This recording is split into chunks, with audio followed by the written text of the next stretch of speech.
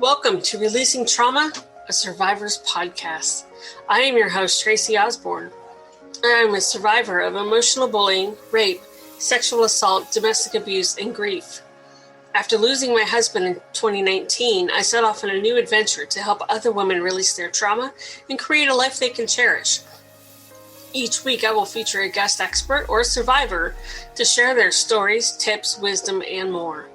The goal is so that you can take away even just the smallest nugget of information you can use in your life right now to make a change, and to remind you that you're not alone. There is life after trauma, and you can move from victim to thriver and create a life you can cherish. All right, welcome back. Today on the show, we are talking with Dr. Rana Al-Falaki, and she is just a ball of energy. Oh my goodness. I just in the green room here talking with her, I feel so energized just listening to her. So we're going to talk about being an onion today, and we're going to talk how to peel off the layers to get to what you want. So channel your inner onion, and I'm going to tell you a little bit more about Rana, or I should say Dr. Al-Falaki. She helps professional women shift from wanting to being using a powerful core energy coaching process so that they can enjoy greater success and satisfaction in every aspect of their lives, including relationships, professionally, financially, balance, and health. She combines fun and practicality in everything she does and has a unique skill of making the intangible become tangible. She believes that each of us is our teacher and our student, and that we have choice in everything we do. As we grow in consciousness and learn to release destructive, draining energy and embrace more constructive, positive energies on a daily basis, choice becomes available to us readily. She's a fitness and adventure enthusiast, a mother of 3, and friend to many. She is a multi-award-winning leader in her field, an international speaker and trainer, pioneering researcher, a core energy coach, and energy leadership master practitioner, and best-selling author of several books, including the #1 international bestseller, Women Who Want More: How to Create a Balanced and Fulfilled Life. Wow. Welcome to the show. That is quite the bio. No wonder you have so much energy with all this energy work. I was going to say, who are you talking about? There's obviously a bit of imposter syndrome going on. I love the channel your inner onion. I love that. It's late in the day, and I'm tired and feeling a little goofy. So we're going to have fun today. We are going to have some fun. Absolutely. So let's just dive in. We want a balanced and fulfilled life. What woman doesn't want that? I personally can't think of any. Who don't want it? Who don't want it? Yeah. Yeah, but you'd be surprised, because I think a lot of the time, sometimes we don't even realize that we don't have it, or it becomes something that's so elusive and in the distance we don't even think it exists. So we get to the point where we tolerate and start to just accept things for how they are and start to make do, and then that becomes our normal.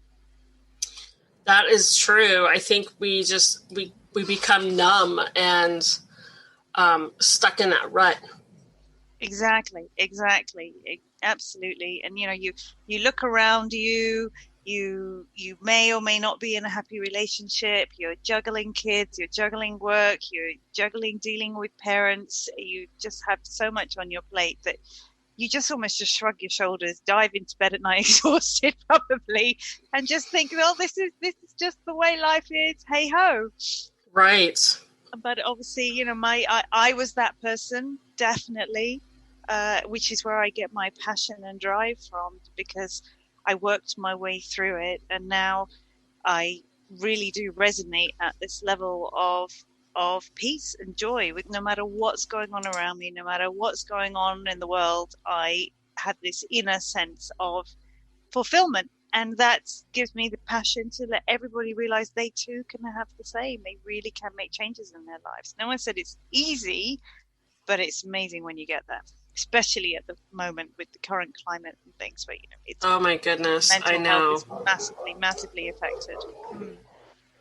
Oh yes, this COVID has just kind of thrown everything into a tailspin, and we're all learning a new way of living and having to adjust. And it's been tough for so many, for most of us, really. Yeah, and continues to be. Oh yeah, we're not out of the woods. No. And I think the biggest thing as a generalization, because obviously people have been hit with money and health and lifestyle and working from home, but I think the biggest challenge is that it has forced us all to slow down. And in some ways that's good, because we need to slow down to pay attention. But it's forced a situation upon us that makes us look around and actually recognize what it was we were tolerating. So we seeing a lot more people reflecting on themselves and recognizing, and that in many ways is the biggest challenge that people face, because it starts to bring stuff up. We're so busy most of the time, being busy, distracting ourselves. Even retail shopping is, retail therapy is therapy. It's a distraction, as great as it may feel. We have a consumer society. We go out, we buy things, we do things, we entertain ourselves, we meet up with our friends. We're so busy doing all the time. And of course, what's happened is the rug's been taken out from under us, and there's nothing to do other than stay at home, maybe homeschool, work from home. You're busy, but you haven't got the distraction from what's right in front of you. And I think that is bringing up a massive amount of issues for people, be it relationships, be it their past, their traumas that they've been through in their lives. And really starting to recognize that and have to determine what they then want to do about it.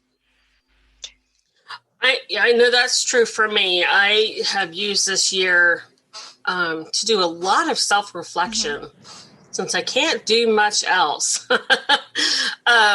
It's been a really good year for that for me, and peeling my own onion.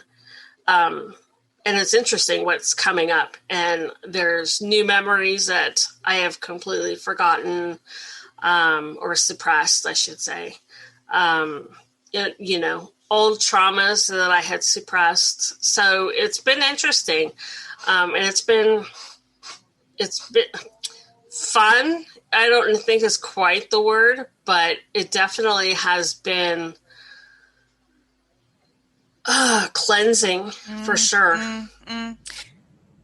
I'm definitely going to end this year a lot lighter than I started. And that's interesting, because a lot of people would say exactly the opposite. They feel like they've been through such a massive trauma, but haven't yet been able to do that releasing process to get rid of it. But if you can, what I hear from you when you're speaking is someone who quite clearly sees an opportunity.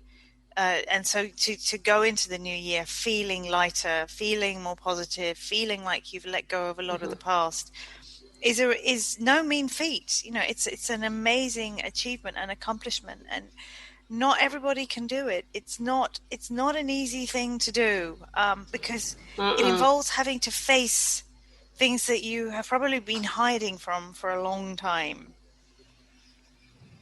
Absolutely. It definitely does. And you're right. It's not easy. It's not easy for me. And I'm a trauma release coach. It's not easy for me, but it's important. It's important to me on many levels to do that work. If I want to have that balanced and fulfilled life, I can't do it if I am mentally and emotionally unbalanced. And I don't mean that in a negative sort, but just a factual sort. Yeah. May I ask you what it is you've done to help you in that release process? For me, a lot of it is I'm doing a lot of self-forgiveness. And along with that self-forgiveness, because one of the things that I teach is, when you practice forgiveness, you don't necessarily have to forgive those who have done wrong to you.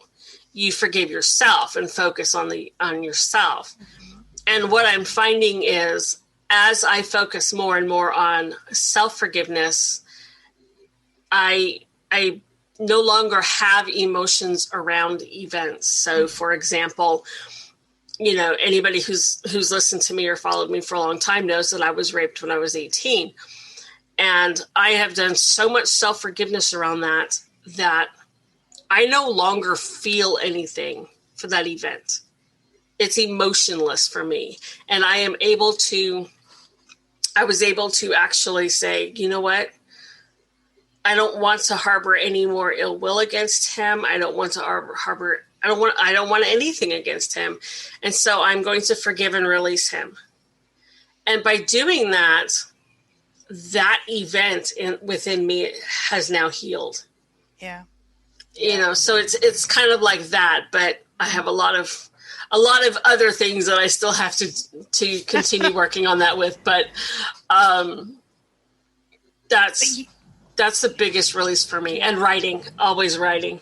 Yeah, and it's forgiveness is a massive, massive thing. I have a whole section on it in my book, and explaining that forgiveness is not just you forgiving him. But it's so multidimensional. So for me, I've had a lot of traumas, but the one that I think probably shaped a lot of my traumas that came afterwards was being sexually abused when I was 12 by my grandfather. And I completely blocked it out till I was in my early 20s, and then it kind of came rushing back to me. And I do write about this, and I explain that I didn't just need to forgive him. He actually only died a couple of years ago, and I'm I'm closer to 50 now than 40. But he he apologized a few years ago before he died. He finally said, please forgive me. And I thought, well, yeah, sure, I forgive you. But even a few years earlier, I thought, oh, you're just this pathetic old man, so I'm okay. But it was when I actually did that process of forgiveness, of recognizing it wasn't about forgiving him. It was a massive part, as you say, of forgiving yourself. And of course, if you sit there in therapy, someone would say, well, you had nothing, you had no reason to feel responsible, you weren't to blame. But try telling that to a 12-year-old who's told that whatever she does, she mustn't tell anybody, otherwise he'll kill himself. And this is a man who she absolutely worships. So, you carry that guilt with you. But it was also, it was needing to forgive. I eventually got around to being able to tell my mother, but then my mother died shortly afterwards. So, if needing to forgive this probably inner thoughts that I triggered off or exacerbated her cancer, and then she died. I needed to forgive culture and society because everybody wanted to hide it under the carpet when I eventually kind of came clean.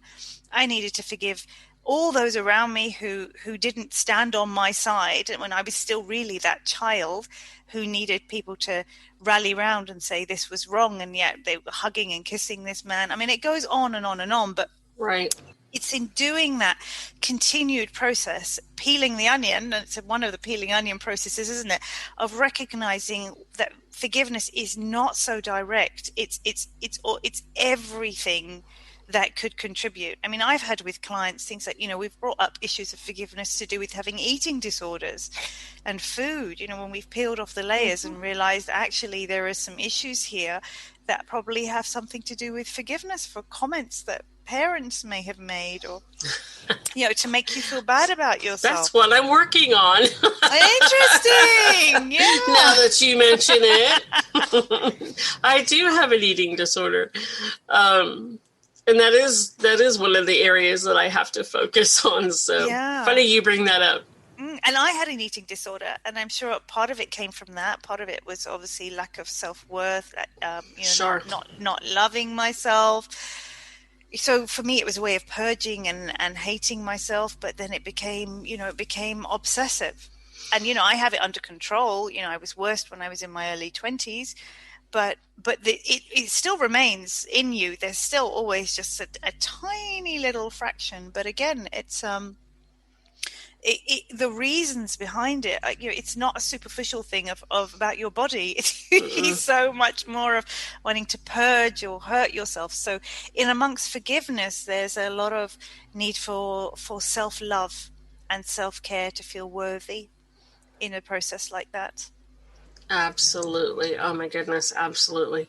You have a process. You have a four gets process. Yeah, So yeah, will I you do. tell us about that? Yeah, absolutely. So it's all really the need to release before you can get going. So traditional coaching, sometimes people will say, okay, I want to get from A to B, and someone will say, okay, great. These are your goals. Let's set some action plans and let's get going. But the reality is when you do that kind of coaching, nothing's ever sustainable. You have to change what's in you, because Right. unless you change what's in you, your circumstances are never going to change long term. So what I do, I obviously work a lot with energy, not in a woo-woo kind of way, but in the sense that, how we feel is energy. We have feel a good vibe. We feel good about something. We're sensing energy. But the 4-step process is sort of 4 steps to get what you want in life. And the last step is get going. So the first step is we basically got to get rid of all the rubbish inside us. So we have to get out. We have to get out all of the limiting beliefs, all of the thoughts and processes and beliefs that are holding us back, and choose new beliefs, more empowering beliefs. Then we have to get loving, which is what you and I have just been talking about. So the need for Mhm. forgiveness, the need for self-love, the need for love of other people as well. And then we have to get rid. So then we get a bit more practical, and we have to get rid, be it the clutter in our heads, which is the busyness aspect. It may be physical clutter that causes stress and distress. It may be people in our lives that are no longer serving us, or situations that are no longer serving us or draining us. So that can be a difficult one, but it becomes more of a proactive one rather than the inner work. And then once you've done all of that, so you got out, you got loving, you got rid, then you can get going. Then you can really set forward with action plans and move forward and really strive in life. And I do online. I have online programs, and group coaching programs that cover a lot of that, working through that process. And the online course kind of tackles the 4 biggest things that people tend to stress about in life, which is our health, our relationships, our career and lifestyle, and of course our money situation. So we got to get rid of everything that's holding us back before we can actually get to what we want. Absolutely. I love it. And, it's your process is very similar to the process that I teach, which is accept. You have to accept that what has happened has happened. Come out of that denial phase. Again, the forgiveness, the release, Mm-hmm. and then rewrite your story. Yeah. You've got a clean piece of paper, a fresh new book. You can rewrite your story however you want it to be from here on out. Yeah. And writing, like you said, that's helping you. And it's such a powerful tool. I do a process of scripting probably once a week, because I love to journal, but probably once a week I'll script. I'll pick a topic, be it my my love life, my family life, my financial life, my business, and you just let rip. You just rewrite the script, Yep. with nothing at all holding you back. No thoughts that, oh, this might not be possible because that person's here and this is here. No, you just rewrite. You just write your script exactly how you want and desire your life to be. And I sort of do it once a week on different topics, and then probably every 2 to 3 months I'll read through it, and then every 2 to 3 months I'll start again, because life changes and life evolves, and maybe I've changed my mind. But Mm-hmm. but that writing process engages our subconscious mind. It engages our creativity and our intuition, when we just get out of our own way and we just keep writing without thinking, without rereading it. And of course, it's a massive release in itself. Oh, absolutely. It is one of the most powerful tools out there. Mm. Um, and I find that when I just put pen to paper and I don't care what comes out, the most interesting things come out. Because I am a control freak and I want to control the process. And so I Mm. want to control what comes out, and then nothing comes out. So that free flow writing is the most powerful, I think. Yeah. You just, And I found it interesting. I over the summer, and I'm about to start it again. I was doing meditate with dance classes over Zoom. I was running these classes because sometimes people find it very difficult to have that free flow. They can't relax enough to let it drop in. And of course, not everyone is a meditator, where we think of typical meditation being sitting still and being present and then letting whatever's going to come in. In other words, not doing anything. And obviously you can meditate through walking and other forms of exercise, but it can be tricky. So I was doing this combination of meditate with dance. So we just would have the music on, no steps to follow. You just warm up and you dance. But I would give people prompts. So we'd give them a visual and a prompt of, say, some situations they wanted to get rid of, or things they wanted to attract into their lives, or gratitude, or self-love, or forgiveness, kind of cutting cords, letting people go. So these different prompts, then they dance thinking about it. And then, of course, what happens when we dance like crazy is we're out of our own way, because we've raised our vibration and we're not thinking. And then they sit down with the writing prompt, and they were amazed. I mean, so many people had never tried any of this before, and they would reread what they said and share it with me, and they didn't know where it had come from. It came from their core. Absolutely. But they were getting answers which they hadn't been able to get or access in any other way. It's just so powerful when you combine all those things together. And of course, it's fun. It's fun to do. You get to I was going to say, it sounds so much fun. I absolutely loved it. And so, I'm due to start them again next week, just to be honest, for my own benefit too. I have a few buddies who want to join me on Zoom, and we just have a laugh. It's we have a good time and a lot of camaraderie, and it's just so good for you. I love it. This has been so much fun. Thank you so much for coming on the show today. Oh, an absolute pleasure. Real pleasure. We have so many parallels, Tracy. We do. And I love that the universe sends people like you to me, because it just enriches my world so much. Yeah, very much so. So I look forward to listening to your other episodes as well. Thank you. There's going to be quite a few. Yeah, that's brilliant. But thank you again. And listeners, as always, thank you so much for tuning in. I love you. I adore you. And I will talk to you next week on the show.